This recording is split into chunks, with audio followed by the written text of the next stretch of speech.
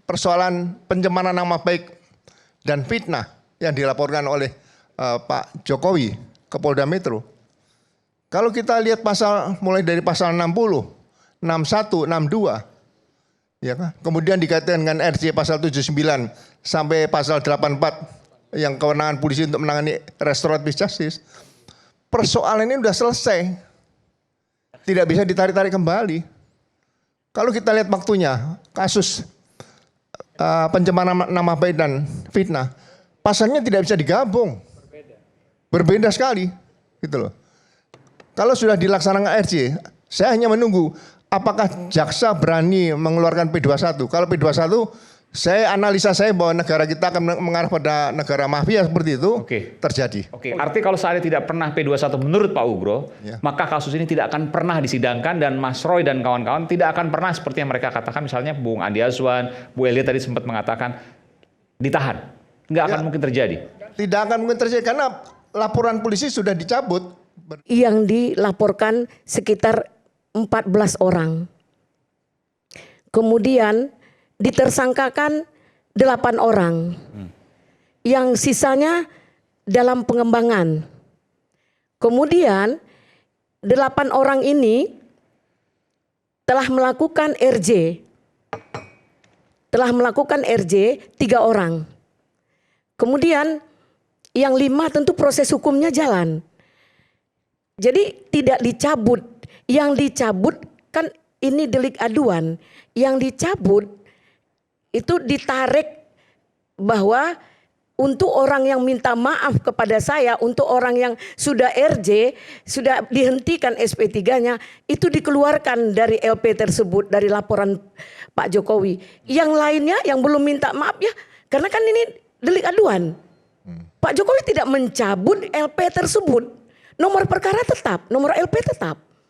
Nah, yang 3 ini sudah nggak usah dilanjutkan dengan syarat-syarat begini-begini. Bu Elida, kemana-mana. Itu pasal 79 itu pencabutan laporan polisi. Ini tidak dicabut, Pak. Duh, kalau nggak dicabut kok bisa ada RJ? Jadi laporan ada itu yang dikeluarkan nama-nama itu disampaikan oleh pelapor. Yang ini tidak sudah saya lepaskan, tidak jadi saya tarik karena dia sudah minta maaf. Itu yang saya waspadai, jangan sampai penyidik polisi dikendalikan oleh masyarakat seperti itu. Pesantren itu berizin, izin operasionalnya itu tahun 2021. Itu sudah ada izin sampai hari ini, ya, sampai hari ini. Dari ini itu siswanya tidak boleh menerima siswa lagi. Tapi waktu sampai kapan itu kita nunggu perkembangan.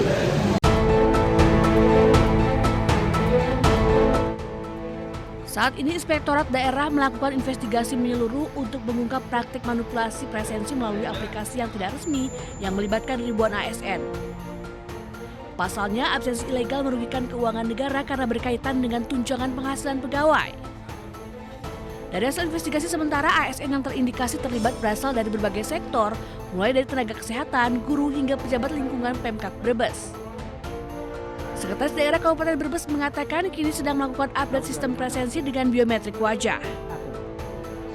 Update sistem akan dilakukan manakala kita sudah menyiapkan cara baik dan kita sudah melakukan koordinasi dengan BKN untuk melakukan perubahan presensi yang lebih update dan tidak bisa dibohongi.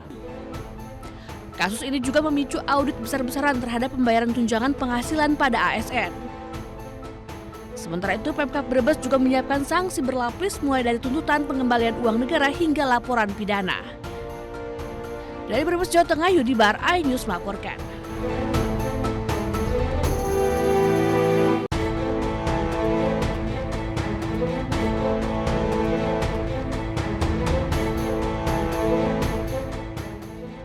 Insiden pemukulan yang dialami Wakil Ketua Umum Partai Solidaritas Indonesia, Ronald A. Sinaga alias Bro Ron, oleh 2 pemuda di kantor advokat Michael Putra di Jalan Gondang Dia Kecil, Menteng, Jakarta Pusat berbuntut panjang.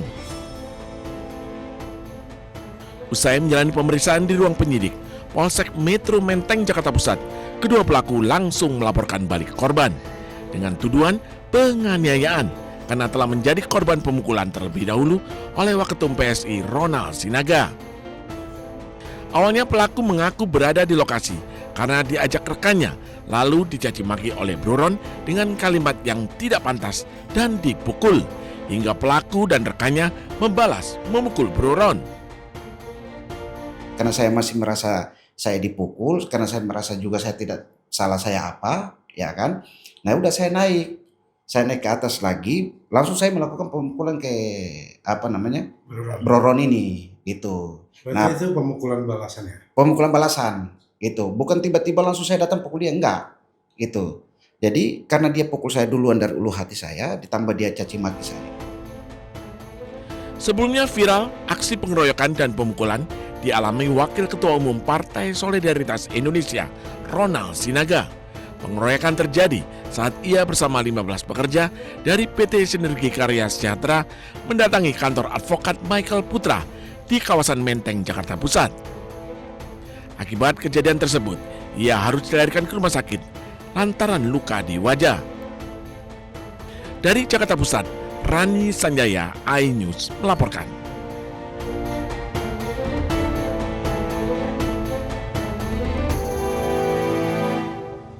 Persoalan pencemaran nama baik dan fitnah yang dilaporkan oleh Pak Jokowi ke Polda Metro. Kalau kita lihat pasal mulai dari pasal 60, 61, 62, ya kan? Kemudian dikaitkan dengan RC pasal 79 sampai pasal 84 yang kewenangan polisi untuk menangani restoratif justice. Persoalan ini sudah selesai. Tidak bisa ditarik-tarik kembali. Kalau kita lihat waktunya, kasus pencemaran nama baik dan fitnah, pasalnya tidak bisa digabung. Berbeda sekali, gitu loh. Kalau sudah dilaksanakan RC, saya hanya menunggu apakah jaksa berani mengeluarkan P21. Kalau P21, saya analisa saya bahwa negara kita akan mengarah pada negara mafia seperti itu. Terjadi. Arti kalau seandainya tidak pernah P21 menurut Pak Ugro, maka kasus ini tidak akan pernah disidangkan dan Mas Roy dan kawan-kawan tidak akan pernah seperti yang mereka katakan, misalnya Bung Andi Azwan, Bu Elia tadi sempat mengatakan ditahan. Nggak akan mungkin terjadi. Tidak akan mungkin terjadi karena laporan polisi sudah dicabut. Yang dilaporkan sekitar 14 orang. Kemudian ditersangkakan 8 orang. Yang sisanya dalam pengembangan. Kemudian 8 orang ini telah melakukan RJ. Telah melakukan RJ 3 orang. Kemudian yang 5 tentu proses hukumnya jalan. Jadi tidak dicabut. Yang dicabut kan ini delik aduan. Yang dicabut itu ditarik bahwa untuk orang yang minta maaf kepada saya, untuk orang yang sudah RJ, sudah dihentikan SP3-nya, itu dikeluarkan dari LP tersebut, dari laporan Pak Jokowi. Yang lainnya yang belum minta maaf ya, karena kan ini delik aduan. Pak Jokowi tidak mencabut LP tersebut. Nomor perkara tetap, nomor LP tetap.